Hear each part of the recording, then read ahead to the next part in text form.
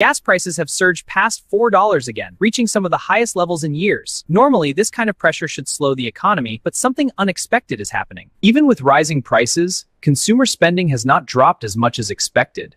People are still buying, and the economy has not cooled down the way it usually would. The answer is simple but powerful. There is a structure that allows the economy to absorb shocks instead of collapsing immediately. The first reason is consumer strength. Savings built during the pandemic and rising wages have kept spending power alive longer than expected. Even with higher fuel costs, most households are not yet at the point where they cannot spend at all.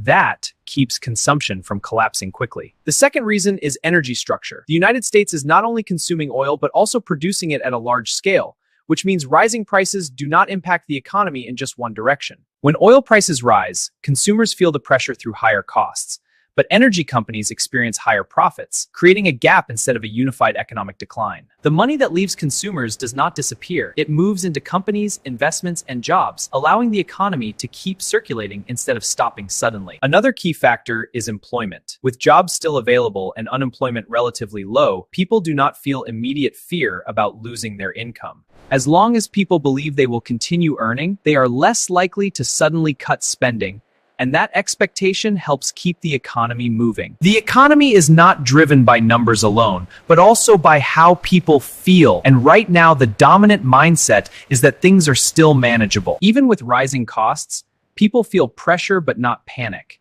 And that difference is what keeps consumption from dropping sharply. All these factors combine into a system that supports the economy, allowing it to absorb shocks rather than immediately breaking under pressure. However, if even one part of this structure weakens, the balance can shift quickly and the slowdown can happen faster than expected. So the real question is whether the economy is truly stable, or if it only looks stable because it has not yet reached the point where pressure finally breaks it.